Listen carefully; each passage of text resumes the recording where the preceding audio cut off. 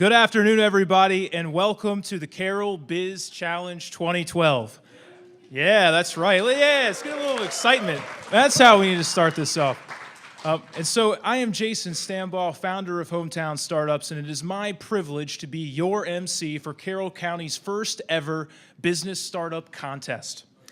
And on behalf of the Carroll County Chamber of Commerce, I just want to welcome each and every one of you here and thank you for coming out to support 5 outstanding local entrepreneurs. Let's give them a round of applause.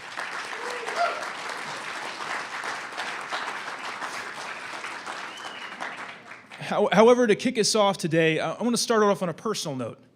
In March of 2012, my mother, Deborah Stambaugh, passed away of ovarian cancer. However, before she passed away, I had the chance to tell her about this crazy little idea I had called Hometown Startups.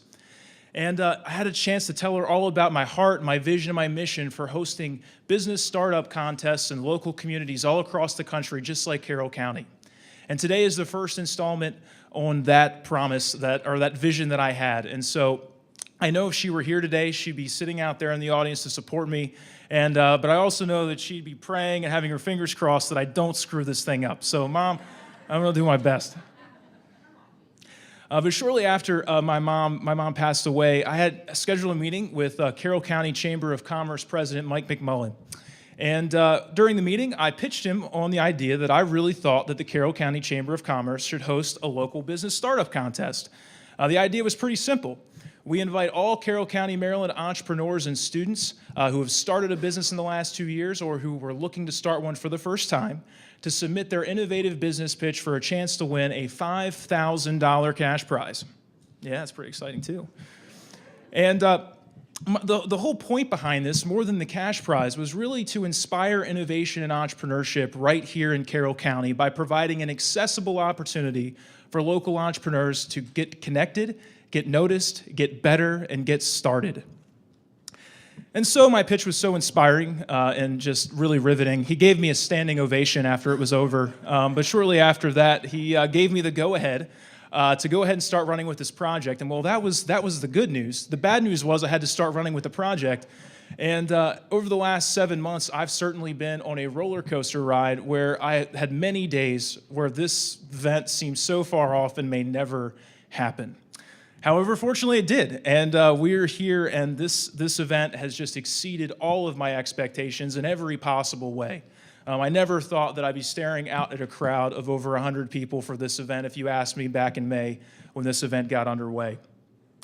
However, even though this event has been a huge success for its first year out of the gates, I didn't get here alone. Lots of folks in the community were incredibly supportive of this project. We had some fantastic sponsors. But there are 3 people I'd like to single out right now and just thank them personally for the effort that they put into this project, because without them, this wouldn't have happened. And I've already mentioned Mike McMullen, president of the Carroll County Chamber of Commerce. I just want to thank you for taking a big risk on me personally in this event. You know, I could have been, some type of shyster selling you a monorail or something, but you put your trust in me and the confidence in me, and I really appreciate your help and support along the way. Let's give him a round of applause.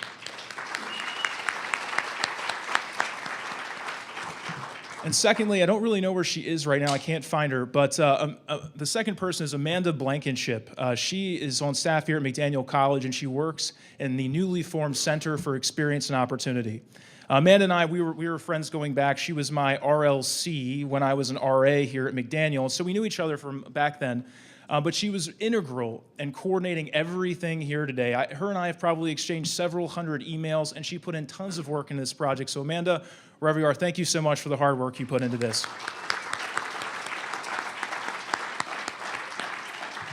And lastly, I want to thank John Wheatman, who is the business navigator at the Carroll County Department of Economic Development. And shortly after Mike said, hey, let's do this thing, he held a meeting with the small business folks, kind of the small business leaders in Carroll County, and John was in that group. And I pitched them on like, hey, this is what we're trying to do. This is the Carroll Biz Challenge. What do you think? And John was the very first person to throw his hat in the ring. And he was my first champion, my first advocate. And he certainly passionately supported this throughout the entire 7 months. And I appreciate that, John. I really appreciate having an early champion in this project. So thank you.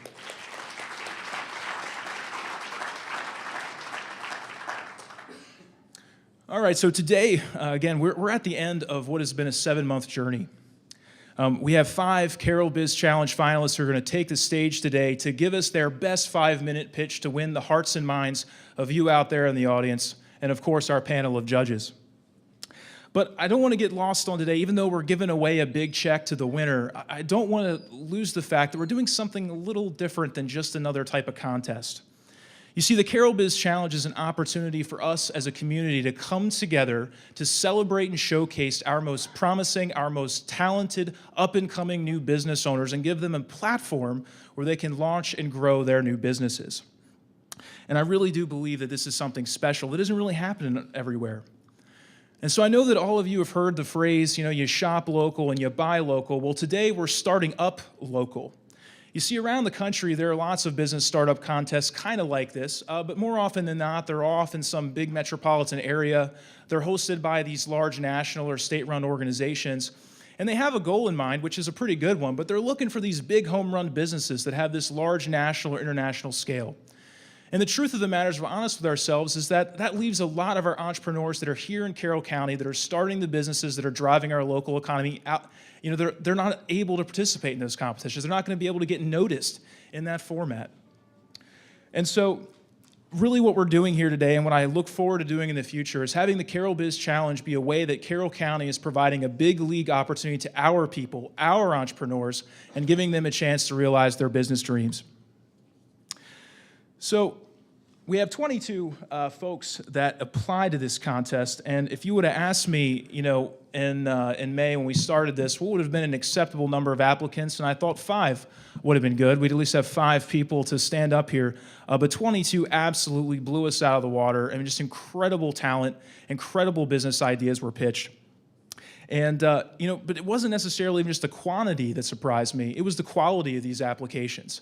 And regardless of what happens here today, one thing is for sure that I know I'm going to take away from this is that the entrepreneurial spirit is certainly alive and well here in Carroll County. But allow me to now give you a flavor of those who applied. We have Anvil Mountain Firearms, a women-owned gunsmithery.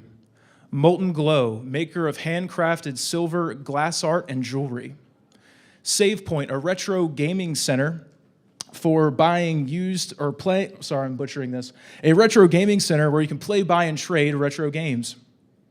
Pinnacle Electric, an electrical contractor specializing in the installation of electric vehicle charging stations. Beautiful Faces Salon, a permanent makeup salon for women. Pages of Style, a local consignor of high fashion clothing. SJJL, maker of Before You Go bathroom drops.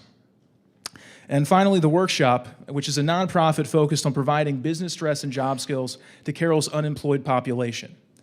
And folks, this is just a sample of the people who applied to this competition. And each of the startups who applied are listed in your program, and I ask that you would take a look at them, but also go onto our website at carrollbizchallenge.com and learn about these folks. Get to know them and the businesses that they're trying to build here in our county, because they need our help to get going and to be successful. But we're not really here today to talk about the 22. We did have 5 folks who made it out of that pool of 22 applicants. And it is now my privilege to introduce you to your Carroll Biz Challenge 2012 finalists.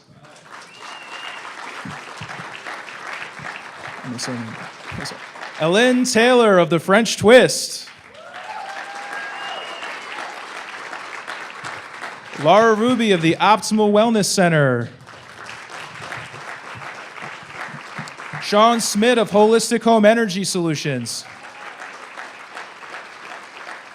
Michael Jordan, not the basketball player, owner of Critical Response Management. And finally, Kevin Gifhorn of We Learn Educational Software.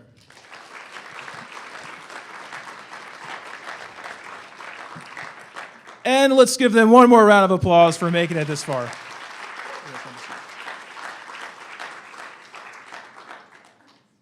And they shouldn't be too proud because we just picked them at random. No, I'm just kidding. That it didn't go down that way. In order to select and narrow that pool down from 22 to 5, we had a fantastic panel, or rather an advisory board, that thoroughly reviewed each application, scored it, and we had a very productive discussion and really narrowed that pool down to the best 5 applicants that were out of that 22. And so at this time, it's my privilege. I just want to give them some acknowledgement for the work they put in, and so allow me to introduce them. Our first is Mike McMullen, president of the Carroll County Chamber of Commerce. John Wheatman, business navigator at the Carroll County Department of Economic Development. And Don Lavin, professor at McDaniel College. And finally, Aaron Davis of Next Logical Benefit Strategies. And they really did a fantastic job. I mean, it was a great work. Just personally, it was great working with you all, and it was just awesome. So I hope that we find some surprises here today, or we probably have our own guesses as to who's going to win. But anyway, again, thank you all so much for the work you put in. All right, so now you guys know kind of where we've been, but I kind of want to talk about what's actually going to happen today. And I got asked a lot in the run-up to this contest, so what exactly is this Carroll Biz Challenge thing all about? And I tried a lot of different analogies, but the one that seemed to stick and make the most sense to people is that what we're doing today is a heck of a lot like American Idol for entrepreneurs. We're replacing vocal performances with 5-minute business pitches. Sorry, I heard some commentary. But anyway, we're replacing the recording contract with a $5,000 check.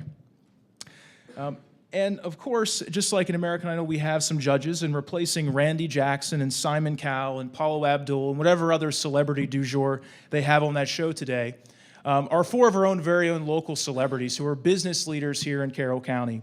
And so these folks have graciously given their time to participate in today's festivities. And their role today is just like in American Idol. They're going to be up there watching each pitch. They're going to follow each pitch with a 10-minute question and answer period, and hopefully provide us with some colorful and entertaining commentary. Before you go to bathroom drops, I got to know what that's about.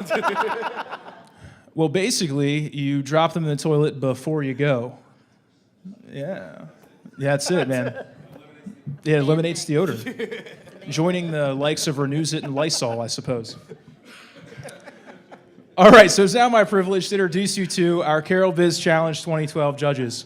We have Steve Aquino, president of Aquino and Walpaugh Financial Group.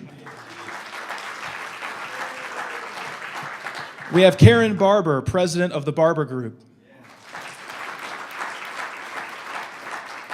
We have Steve Chapin Jr., president of JARS LLC and adjunct faculty member here at McDaniel College. And last but certainly not least, we have Josh Cohn, president of Cohn Creative and Carroll Magazines. And continuing with our American Idol illustration, you out there in the audience have a very, very important role to play. Of course, you're going to be rooting for your friends and family who are up here, and you're going to be cheering after each of the pitches. But just like in American Idol, you guys are going to have the opportunity, after everyone has pitched, to cast a vote for your favorite entrepreneur. And so when you came in today, you got handed a program, and in that program is a little yellow index card, so please don't lose that. That's what you're going to be using to vote. And unlike American Idol, we're not going to do a straight popular vote here today. We're going to do a blended model. So there are going to be 5 votes that are cast today, 4 of which come from our judges, and 1 of which comes from the audience. And the finalists with the majority of audience votes will get that audience vote, giving us our 5 votes. And the winner, of course, will be the one with the most votes when it's all said and done. And in the event of a tie, the audience breaks the tie. So again, you guys have a very, very important role to play. So I hope you guys really enjoy what you're about to see. And finally, and just kind of keeping with this American Idol analogy, I must apologize. I have far less hair, but I do have about 8 more pant sizes than Ryan Seacrest, but I hope you will find me to be a suitable fill-in. And so in just a few minutes, we're going to welcome our first finalists to the stage. But before we do that, I just wanted to say a word and thank all of our sponsors of today's event. They really helped make it possible. So just bear with me as I read them off. They're all on the back of your program as well. But our founding sponsor of today's event was the Carroll County Department of Economic Development. Our 2 platinum sponsors were McDaniel College and Next Logical Benefit Strategies. Our media sponsor this year was the Carroll County Times. Our food sponsor is CQI Associates, Inc. And our gold sponsors of the Carroll Biz Challenge 2012 are Rager, Lehman and Houck, PNC Bank, South Carroll Business Association, the City of Westminster, Aquino and Walpaugh Financial Group, New Windsor State Bank, Lehigh Cement, Carroll County Public Library, and finally, also the Community Media Center is a gold sponsor, but I wanted to give them a special shout out because this event is being filmed. It's going to be on TV the next couple of weeks, and it's actually being live streamed on the web. So let's give Carroll Community Media Center and all of our sponsors a big round of applause for supporting local business. All right. The moment that I'm sure you five have been waiting for is about to come. But before we welcome our first finalist, I want to invite up John Wheatman, Business Navigator at the Carroll County Department of Economic Development and this year's Carroll Biz Challenge 2012 Advisory Board member, to say a few words and introduce our first finalist. Let's welcome John. Thank you, Jason. And I didn't know you sold monorails. That's a sideline that I hadn't heard until this night. Okay, it's great. It's great. Yeah, who knew?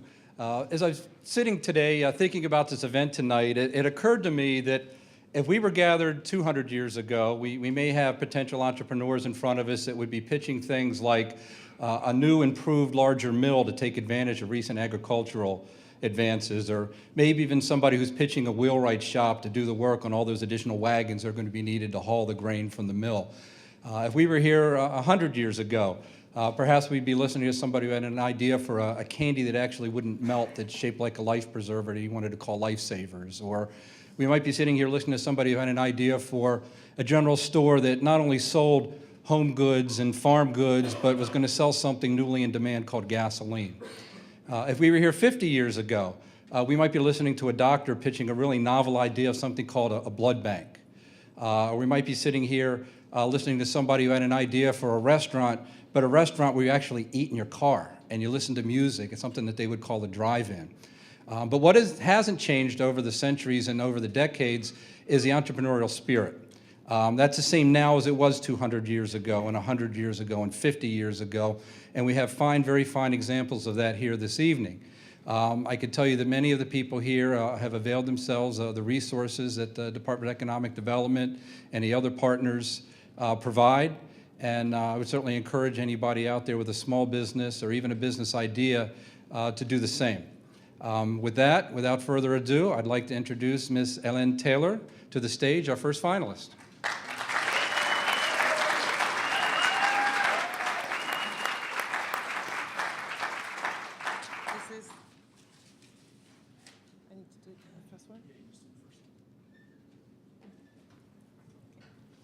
Hello. Well, first of all, I want to say thank you very much for taking the time to come here tonight, and I feel very honored to be one of the finalists. Do you remember how life was 30 years ago, where everybody knew each other, we felt like we were part of the community, and we loved to shop locally? We would go down Main Street and we would wave at each other, and we knew the local bookstore, and we knew the antique store that was there. Everybody knew each other. Well, this is how it was for me growing up in France, and this is what I want for my children. 10 years ago, my father visited after the birth of my second child, and he took a walk to downtown Sykesville, and he was shocked to see that there was no place to sit down and get a cup of coffee on Main Street. So he complained about this, and I have been thinking about it since then, and combining my love, my passion for cooking and entertaining, I have decided to open a coffee shop on Main Street, Sykesville. And I wanted to open a French coffee shop serving a full menu of savory and sweet crepe that I call the French twist. So starting last year, I started to do a lot of research because I have never started a business before, and I took 12 entrepreneurial classes at the Carroll Community College. And at the same time, I worked in a coffee shop to get experience, and in a French restaurant in Colombia called Café de Paris, where I made crepes for their customers. I also went to Portland, Oregon, and spent a week at the American Barista and Coffee School, where I learned all of the aspects of running a coffee shop, of owning and running a coffee shop. And I was also trained as a barista. I knew how to make crepes because my grandmother and my mother taught me when I was a little girl, but when I was high enough to be over the stove. And but I didn't know how to make crepes on a professional crepe griddle. So I contacted Jean-Marc Pernaut, who is the chef who makes the crepe for the French embassy in Washington, D.C., and he trained me on those professional crepe griddles. I earned from him the Crêpe de France diploma. Now that I had a lot more information and knew how to do those things, I wanted to test my concept. And I was a merchant at the Sykesville Fall Festival last year, and it was amazing. We had a long line all day long, and people didn't mind waiting up to half an hour to get a taste of our delicious crepes. And we sold out 240 crepes that day. This year, I went to New York City to the Coffee Fest, which is a great event for all of the people who are in the coffee business. And I met a great macro roaster located in Annapolis, so a local macro roaster, Ceremony Coffee. And they roast only fair trade coffee from all around the world. Amazing coffee. This is what I'm going to use in my cafe. The mission of the French Twist is to introduce its customer to gourmet coffee and affordable, authentic French cuisine in a unique and comfortable surrounding. This is why I want to be on Main Street. This is so important to me to go back to what it used to be 30 years ago. I'm so excited to bring a little part of my French culture here in Carroll County. And especially Sykesville, where I live. And actually, there is a French history in Sykesville. William Peterson, who was a great merchant who owned 4,000 acres where Sykesville sits, had a daughter, Elizabeth Peterson, and she married Napoleon Bonaparte's brother, Jérôme Bonaparte. So what a great way to connect the past with the present. It's true. So this is where I'm going to be, and according to Ivy Wells, Sykesville Main Street manager, the addition of the French Twist is part of the master plan for Sykesville for Maryland Main Street revitalization program.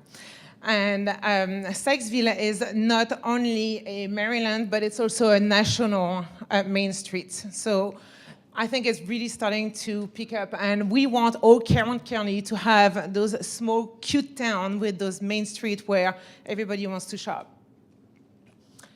Not only you will be able to get some crepes for breakfast and lunch, but you can order some special crepe cakes, 15 layers of crepes filled with delicious ingredients in between. I made this one for a friend of mine who turned 50, and this one for a class that I took at Carroll College. I hate to cut you off, yeah.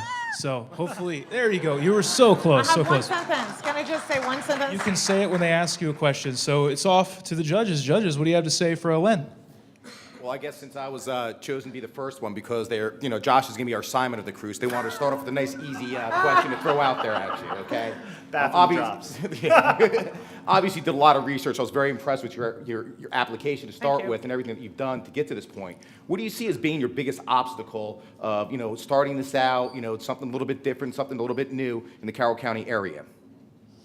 The biggest obstacle, I think, it's going to be to train the employees, and I'm actually going to hire my school in Portland and have them come here to train my employee. And I think the biggest obstacle for a coffee shop and in a coffee and those small businesses is to keep your employees. The turnover is very, very big, but I think they're going to like to work for me, so I don't know. We'll see. Very good. Okay, I got a question. Are you Simon? I don't have whatever you want me to be. Just keep speaking French, okay? So what does it cost to make one crepe? The cost questions. Well, actually, I would be serving gluten-free crepes, because this is actually the tradition in France. Savory crepes are made with buckwheat flours, which are gluten-free, and that's a great demand right now. So those are a little bit more expensive. To make a plain crepe with no filling on it, it's between 20 and 40 cents. And what do you sell it for? For you, well, it all depends. I'm gonna have some crepes that are very, very simple with for breakfast, for example, egg, ham, and cheese, and those are gonna be $6. You have to add the cost. This is just the price of the crepe. You have to add the electricity and the person, the employee who makes the crepe, and the renting the place. So those are six. I don't remember my prices, but $6.50, and you have the Marylandaise. All my crepes are named in French. Marylandaise, which is a crab cake made on top of the crepe. So that was the best seller at the Sykesville.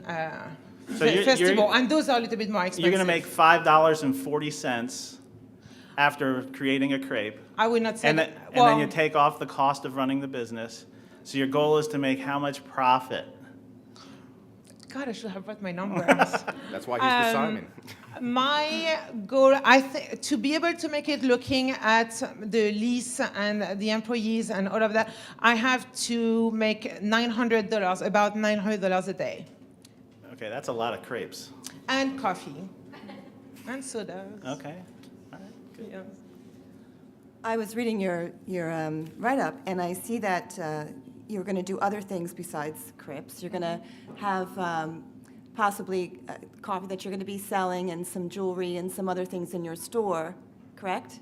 I don't think this is, as you know, when you start a business, you have a lot of ideas and then things change. I think I'm going to be focusing on the crepes and the full coffee shop, which was, cappuccinos, latte, all of those drinks. And I will probably be having a very small retail part, but I'm not sure I'm going to do jewelry, or maybe if I can find little Eiffel Towers. Well, I was wondering because the name French Twist is a good name, right? And you talked about building your brand, and I saw that you're concentrating on Main Street America and community, but there's some scaling maybe that you need to build, like grow your company, grow your business, and maybe a subtle way of doing that, and I wasn't sure if you thought about it or get your ideas on it, is to take your name, brand it, and put it on. And see if you can claim one of the coffees.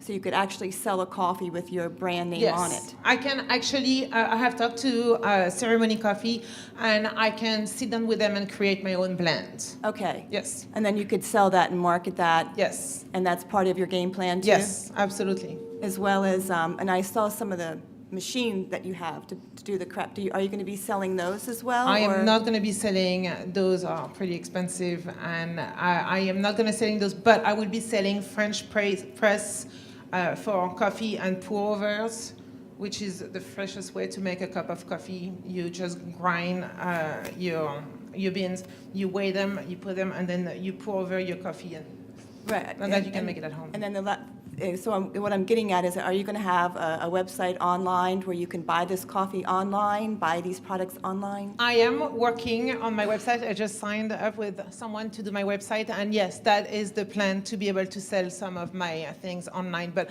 I don't want to be overwhelmed and try to do too many things at the beginning. I think I'm very prepared. My husband and I even hired an au pair to come stay with us for an entire year, because I know I'm going to be working 70 hours a week. But I do want to focus on the quality of my products, quality of the coffee, the drinks, the customer service, and the crepes. Thank you. So I'm not going to do the selling online yet, but in the future. So 2 quick things. The first one that I thought was really fantastic in your presentation and kind of the way you've approached it is selling at Sykesville Fall Fest. I know that sounds funny, but as an entrepreneur, you don't know if somebody's going to buy your great idea until you sell your great idea. So that was really terrific. And then the second thing that you might want to put in your back pocket is, did you design that logo? No, I actually went online and I used 99 Designs. Yes, that's great. Out of Australia. And then I had Holly Whitman, who helped me correct a little little things that were not perfect, but. Good for you. One of the other things that I kind of noticed in the write-up and in your presentation was your sense of design, and the latte art that you had was fantastic. Yes, I learned that in Portland. That's really beautiful, and this is beautiful. So I think one of the key parts of your value proposition is really the design piece. you really have a nice flair for that. I think the customers will really appreciate that. Thank you. You're welcome. Okay, so how are you going to get people to come? Good Well, question. Because you can open up a door, you can open up the doors and nothing happens, and where are people going to park? Things are going to and- happen when I open my Well, doors. how's it gonna, tell me. A lot of people know me. You know, after the Sykesville Fall Festival, actually, I have been to the grocery store to get my hair, to my nails done, and people said my accent. Are you the French lady who is opening a coffee shop? And so I've never liked my accent. Always wanted to get rid of it, but now I'm keeping it because it's so good. People remember it. People remember who I am. They can hear me, and I think the word. I opened a Facebook account just for the French twist last week, and I already have 110 likes, and I don't even know half of the people. So I think the words are gonna come out. I go around, I talk about it all the time. My husband says I talk too much, but it's actually a good thing that I talk about Well, it. I think you have a People good sense, 70 hours, you're going to be working 80 hours. Probably. I'm and ready for it. That's good. That's one of the biggest challenges. A lot of people think when you start a business, you open the doors and you can sit back. And you don't get vacations either. I know that. Who's your math person? $900 a day, so who's figuring out you're making the 900 or you're not? You mean Who's the accountant? Who's the person counting the I money? have worked with my school in Portland, and we looked at the cost of, all my costs, electricity, insurance, publicity, isn't it? Everything, and then we just divided and see to break it even. I have to make $900. Are you thrifty? Thrifty means. I'm Cheap? sorry, cheap. Am I No, cheap's not the right word. cheap?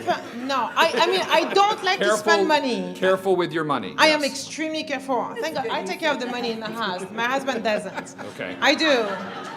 Yes, and I went to MMT Bank, and my husband said, "I'm very supportive. You can start your business, but we are not putting the house as a collateral." Great. And I got a loan because our finances are perfect. We don't have Perfect. credit card. We're very good with money. Yes. Great. So at the end of the day, if you don't hit the $900, you're sad and you're motivated for the next day. And I'm super motivated for the next Wonderful. day. Yes. Excellent. Lynn Taylor, a round of applause.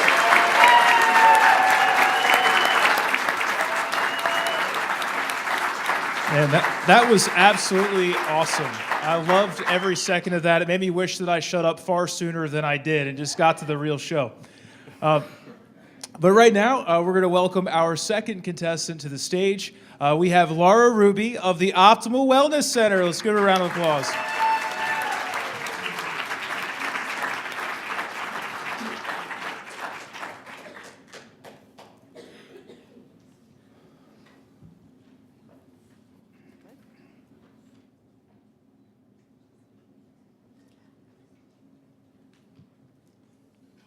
I'm exhausted all the time. Not me. Well, actually, I have been. I'm exhausted all the time. I can barely make it through the day. I'm gaining weight, and I'm working so hard I don't know. I'm so frustrated. My hormones are out of control. Somebody please help me. I feel like I'm losing my mind. These are the complaints that I hear from women every single day in my practice, and this is why I'm here today. Not only do I hear this from the women, but I've also been in their shoes, and I know what they're experiencing. Despite having the most advanced healthcare system in the world, women are getting sicker and experiencing more chronic symptoms, and it's affecting the quality of our lives. An estimated 125 million Americans suffer from chronic disease, and the costs are far-reaching and spiraling out of control. While current medical studies actually look at the reduction of death from chronic disease, we're really failing in the area of prevention, and this is where I want to focus. We are now faced with our most challenging healthcare crisis ever: chronic illness. And chronic illness, number one, obesity. 2/3 of Americans are either overweight or obese, and this is driving a lot of the chronic illness that we see in our society. If you look at the next couple charts, it's just a really good visual of what's happening over the last 20 years. This is 1990. If you looked at most of the states had less than 10 to 15% obesity rates. And if you look 10 years later, look at the changes in the colors. 5 years later, and now in 2010, you're seeing more than a doubling of the rate of obesity in America. And this is one of the underlying culprits for chronic disease. Not only that, obesity is linked to type 2 diabetes, and if we don't do something soon, by the year 2050, 1 out of every 3 Americans will have type 2 diabetes.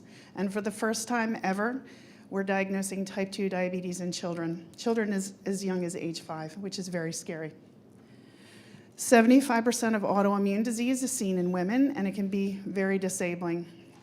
And so many women, and I'm sure the men in the audience here can appreciate this, if mama ain't happy, nobody's happy.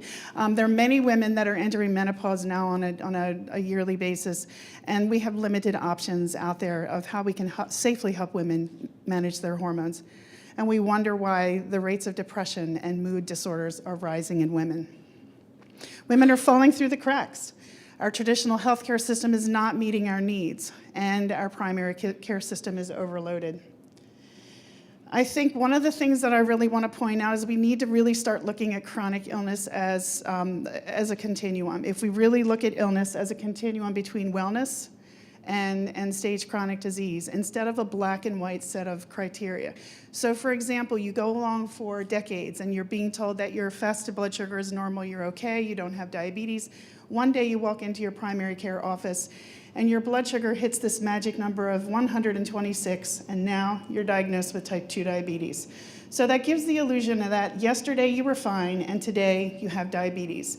That's just really ridiculous if you think about it, because really disease is a continuum. And if we really look at the underlying trigger for disease, for example, insulin resistance, as insulin resistance progresses over time, then it leads to the potential for type 2 diabetes. So we need to start really looking at what are the triggers and really trying to hit the continuum earlier in the phase of disease progression instead of waiting until someone's diagnosed. How ridiculous is it that we're basically telling people, well, wait until your numbers are abnormal, then come back, and then we'll do something about it. So what I want to do is actually reverse this progression of disease. Instead of seeing people move in the direction of chronic disease, we need to move back into the arena of wellness. Functional medicine approach is really looking at the underlying issues for chronic disease, such as the American diet, which is very inflammatory, toxins in our environment, the gut and immune connection, which is very much overlooked, and the stressors that are putting our body out of balance. Women are seeking alternatives. Women are looking for alternatives. And in my own current traditional practice, the demand is growing, but it's not a really good fit for a traditional practice because it's a much more comprehensive approach. So in the optimal wellness vision, we look at women as being unique with unique needs. We know that women don't present in the same way that men do, so we use a peeling of the onion approach to really look for the underlying core issues for disease. And we know that there's no magic pill, that chronic illness is foodborne, and we really need to get women to make lifestyle changes. So we're done. So really looking at our team and moving women down the path of optimal wellness. I hate to cut you off, but yeah, sorry. Awesome. Okay.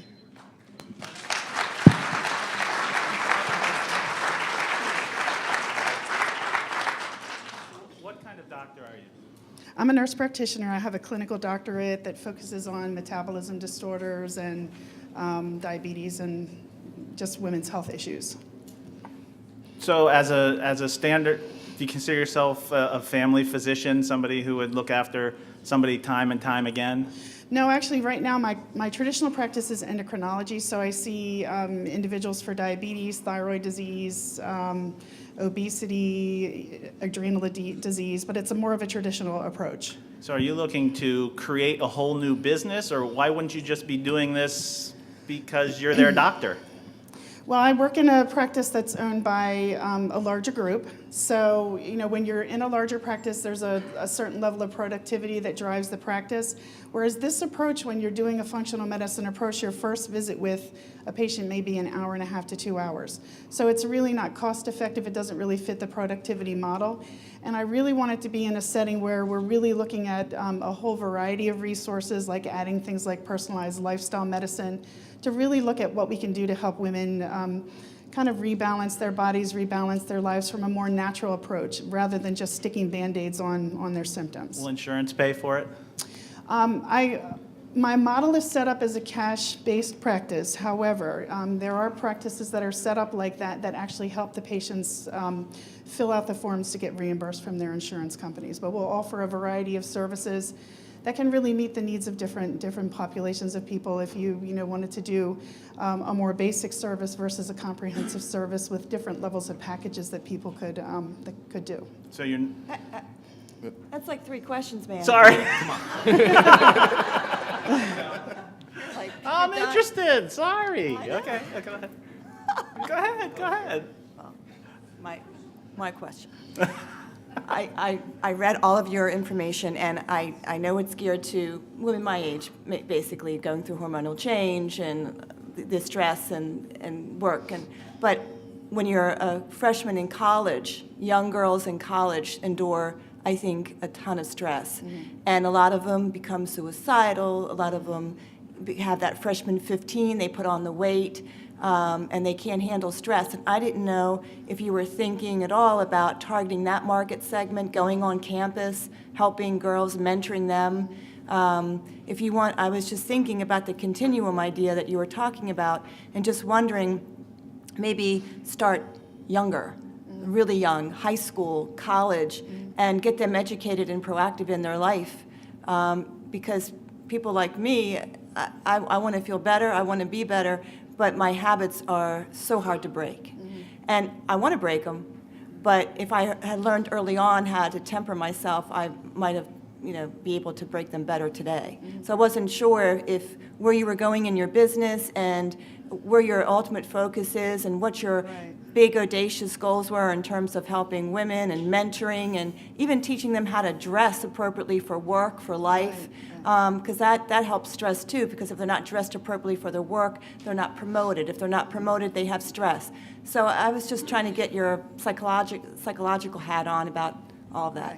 Yeah, I actually see women of all age ranges, and I'm finding that there are women, even in their teens, it's really mind-blowing to sit there with a 20-year-old who's on already 10 or 15 traditional medications.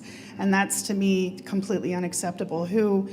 And it's really hard to say in 5 minutes, but the whole approach of functional medicine is really looking at what are the triggers for chronic disease. And in many cases, our American diet is highly inflammatory. A lot of women have gut-related issues, and your gut is the window to your immune system. So, for example, I've had young women that have multiple autoimmune, where your body is attacking your organs and different parts of your body disorder, and it turns out that they had a food sensitivity. And it's really like being a detective and really looking at what are the underlying things. Women that have coming to me who other people are telling them it's all in their heads. I am certified to see adolescents and up, but one of my visions is to actually get to the children in the school system. Because if we really look at what our children are eating, they're eating processed foods, they're eating fast foods, they're eating high sugar foods, they're not getting the nutrients they need, and their bodies, if you just look at the statistics on chronic disease in children, it's unbelievable. And not only that, is some of these same things can cause stress and depression, and I think it's like 10 or 15 million children are treated for depression now. I mean, why are that many children on medication for depression? So I think you're absolutely right. This is very far-reaching, and it goes beyond women in the perimenopausal age group. It's women of all ages, and at some point would love to also cross into how do we really get the children. But if I can get to the women and the mothers, I can get to the children through them first, and then work my way into a broader scope over time. And I'm sorry, Josh, to hear a man like question women about these issues, it was wonderful. I shouldn't have cut you off, but I had to. That's okay. I'll get you next time. Laura, just 2 quick things. The first one is you exude a focus on what you're doing and a love of it, and you exude goodness also, and I really appreciate that. It's wonderful.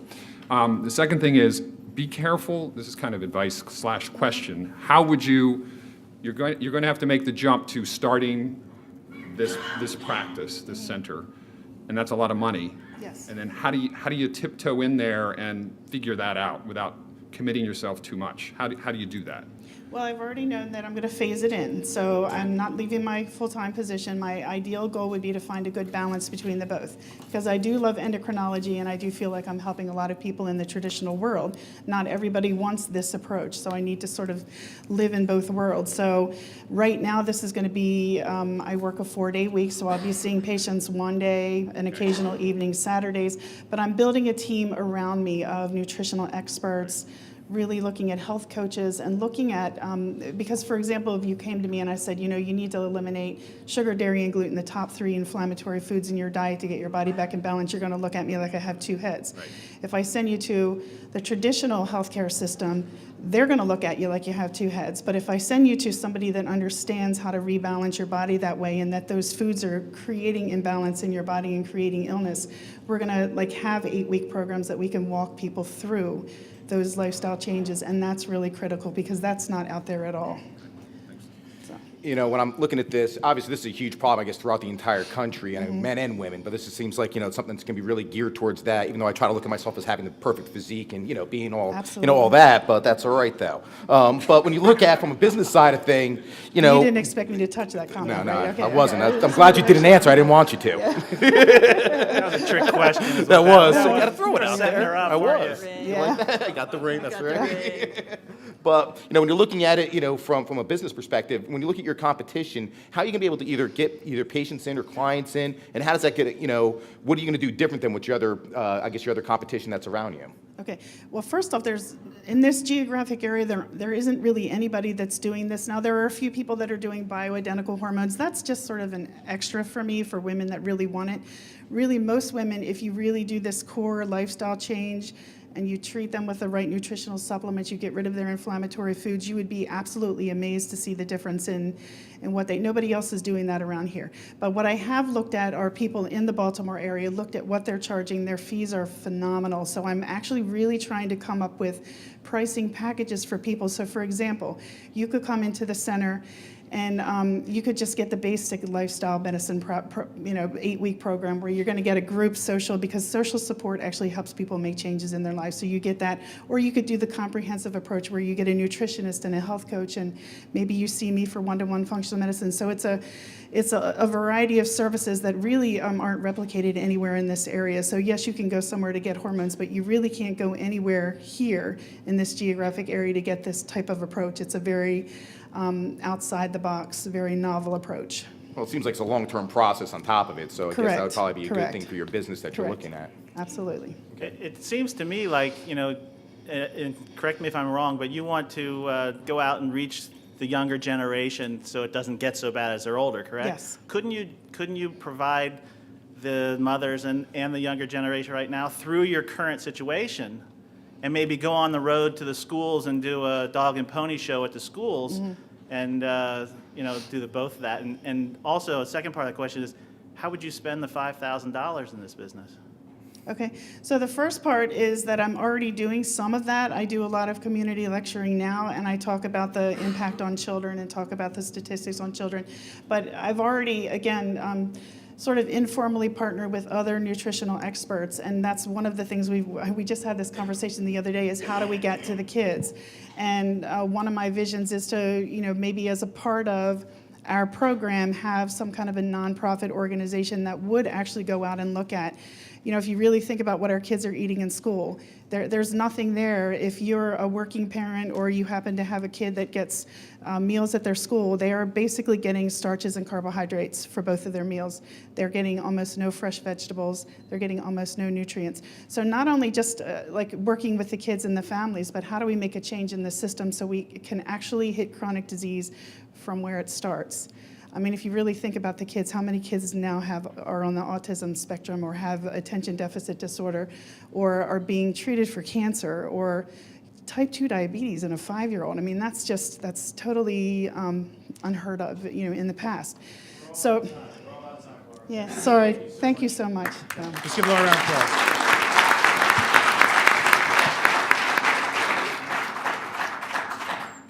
Now it's my privilege to welcome to the stage Sean Schmidt of Holistic Home Energy Services. I'm sorry, that's embarrassing. Oh, you're fine. You're fine.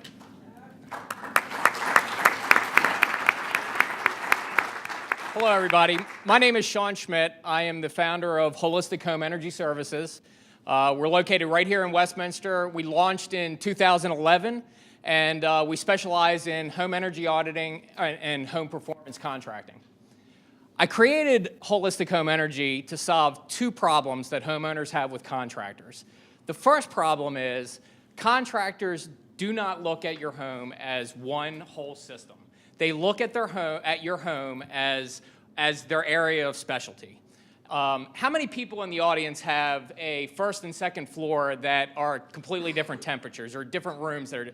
I see a bunch of hands, okay? That cannot be solved by just one specialty. You have to look at the house as one complete system. Of the hands up, I can tell you that one problem might be solved with air conditioning, one with insulation, one with air leakage. It can be a variety of problems. You have to look at the house as one complete system. The other issue is when one of the contractors tries to sell an energy upgrade, they can't tell you how much you're going to save. It's all based on subjectivity. So if you were going to go buy a car, you wouldn't buy a car if you didn't know what the mile per gallon is. So why would you buy a $5,000 air conditioning system if you had no idea how much you were going to save energy-wise? So the solution is through Holistic Home Energy. We do a comprehensive home energy audit followed by the home performance work. Let me tell you about my home energy audit. We start out by coming into the home. We do an interview with the homeowner, do a walkthrough, and then we go through. It is a 3 or 4 hour comprehensive process. So we go through room by room, and we basically data collect everything that you could imagine. And what we do with all that data is we take it and we create a 3-dimensional model in our software. And through that 3-dimensional model, we can do a bunch of analysis and energy modeling and so forth. Go back one. We also do an enormous amount of diagnostic testing. Some of the key diagnostic testers are the blower door test. That is a large fan that we put in your front door. We seal up the house, and we pull the air, creating a vacuum in your house. By doing that, we can tell how much your house is leaking and where it's actually leaking. We also have a thermal imager, which is really cool. We can look through the walls in your house, see the insulation, see how well it's performing. We can do a variety of things looking for anomalies. Duct leakage. The hidden cause of energy in most residential houses is actually duct leakage. You'd be surprised the average duct leakage in a residential home is over 30%. So that means the heating and cooling 30% of the heating and cooling you're paying for never makes it to where it's supposed to be going. One of the most important things that we do, in my feeling, is our health and safety testing. It has nothing to do with energy savings, but we do some testing that none of the other trades do. We test all the gas lines to make sure there's no gas leaks. We test all of your combustion appliances to make sure there's no risk of carbon monoxide. One of the other things that we've been doing that's really out of the box is EMF testing. We make sure and really create a level of an awareness of the electrical appliances in your house and the EMFs that they kick off that can be detrimental to your health, and unshielded wiring in your homes. There's no coding that says that wiring needs to be shielded. So this all leads to my favorite part, which is our audit report. We sit down with the homeowner. We go through, it's usually a 20 or 30-page audit report. What they get is, number one, they're going to know where every single penny that they're paying for their energy bill, where that's going to. And then the most powerful part of the report is the recommendations. We're going to be able to recommend ways for them to save energy. And we're also going to be able to tell them, based on their usage and their specific house, exactly how much they're going to be able to save by doing those recommendations. So then when we go forward, we do the work. We do everything from weatherization work to spray foam, insulation, air sealing, HVAC change outs, and duct sealing, a variety of different home performance jobs. This is amazing. So we do the work, oh my gosh, we do the work, and we actually come back and we verify to make sure that they're going to get the savings that we told them they were. That's it. Oh boy. I completely ran over. Thanks, sorry.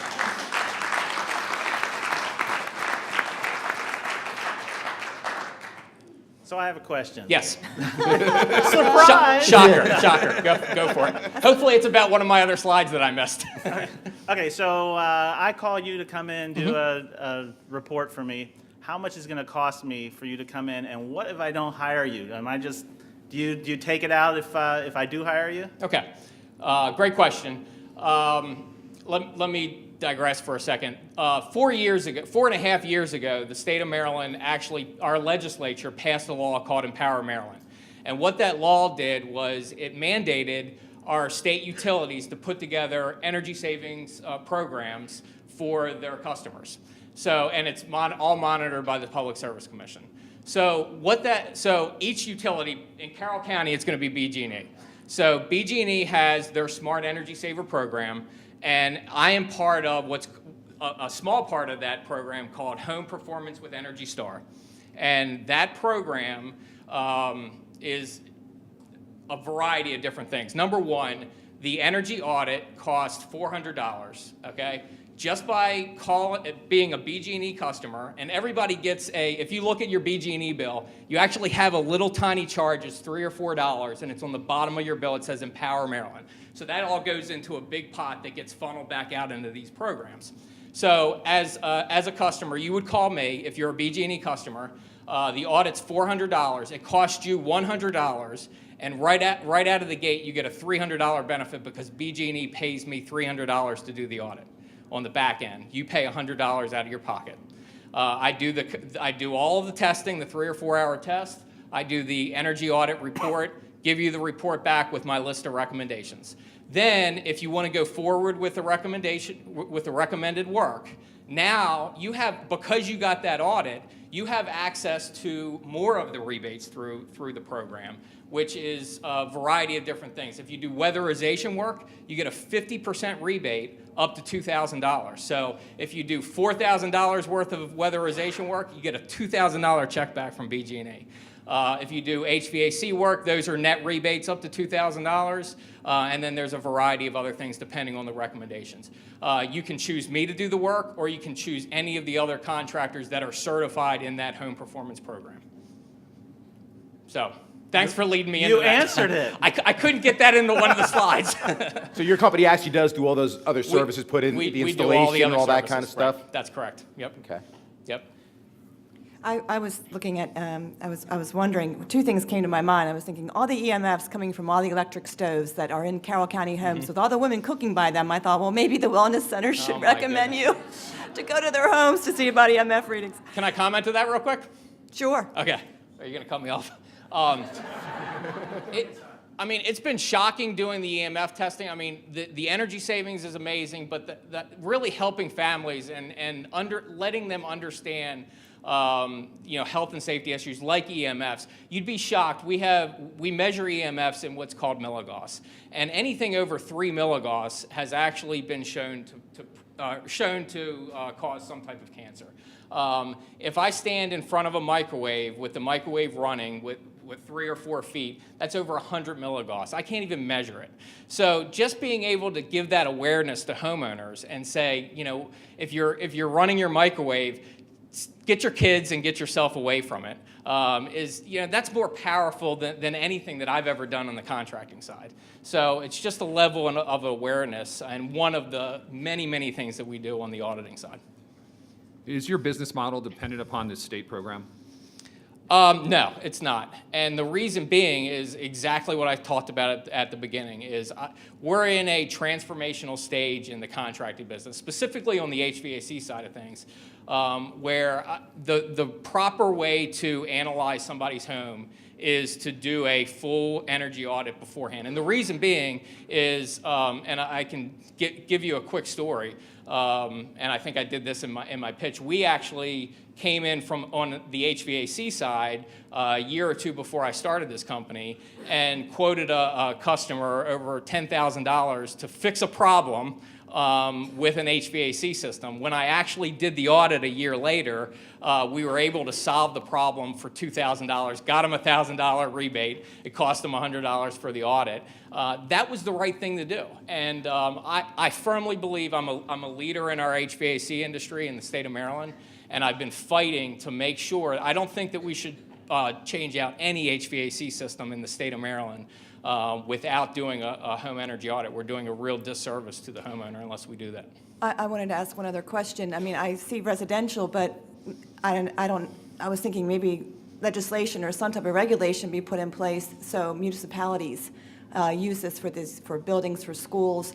Right. And I didn't know if you were looking into that or if that's a goal of yours, because all the green and LEED certification that's out there, it would play so well into that in terms of making a healthy, well-being, place to work and It's a educate twofold yourself. question. From my business model standpoint, I want to be the best at what I do, and I'm very good and know the residential market very well. And right now, I can't do the audits that I have coming in. And there's a lot of houses in Carroll County. There's a lot of houses in the state. So I want to be very focused in what I do.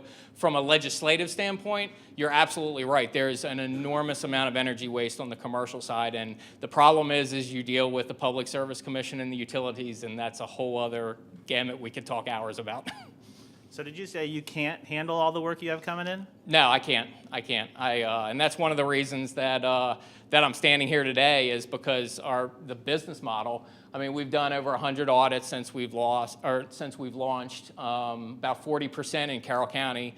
Our savings are almost up to 40%. That's delivered savings. That's not actual audit recommendations. That's actually work done. And I just can't, on my own, get the audits done. And there's a lot of, believe me, there's a lot of Carroll residents. And the program is amazing. You get a $400 audit for $100. The rebates are insane. And it's our money. It's ratepayer money. So we need to use it. And what I see from every day that I'm out there is houses are wasting so much energy. And you don't have to put solar panels. You don't have to do geothermal. You can do simple, cost-effective solutions and save yourself a lot of money. It's amazing. Out of all the, sorry. Killing me. I'm talking sitting in, here I this can't entire help it. time. That's right. Go ahead, Simon. Out of all the audits that you get, how many of those turn into projects? I'm sorry, what was that again? Out of all the audits that you do, how many turn into projects? Then you take my question, too. Sorry. Our conversion rate is about 85%, and which is fantastic. And I would say the other 15% is normally something that would actually come through later on. They're just waiting to do the work. So I mean, we could possibly have almost 100% conversion rate, because I've actually had calls back from people I did audits for that I thought were over, and they call back a year later and say, hey, we're ready to go on this thing. So, but our from a number standpoint, it's a fairly high conversion rate. Where are you getting the customers from? Is it coming from BG&E? Because, I mean, obviously, it seems very important. People want to, obviously, Right. Get these tests done, and I can obviously see why it's increasing each and every year. Where is it coming from? Well, Josh is going to be upset about this because there's not a lot of marketing opportunity here. Okay, so first of all, from a customer base standpoint, from my subcontractors, like I said, from an HVAC standpoint, we shouldn't be changing out any HVAC system without an audit. So as HVAC contractors, we're in every home. So, most of my leads are coming from our parent company, from other subcontractors saying, hey, before I do this insulation work, before I change out your $10,000 air conditioning system, get this audit done and let's make sure it's the right thing to do, and then let's see what your costs are going to be and your energy savings are going to be. So most of them are coming from there. Word of mouth has been tremendous after the launch. So just referrals have been fantastic. And then the other side of the coin is through Empower Maryland, through our ratepayer money, we have a $750,000 marketing campaign for home performance that's out there. I don't know if anybody's seen the Smart Energy Saver commercials. I think there's a thermal imager and a sniffy dog, and so BG&E has launched this large campaign, and that they all funnel into their Smart Energy Saver call center, and they get fed out to the 45 contractors that we have in the state, which is, not a lot. So we don't have, I can't market because I have a waiting list for my audits as is. So that's why I'm up here today. I need the model's fantastic, and I just need to continue to scale it and grow it. Let's give Sean a round of applause.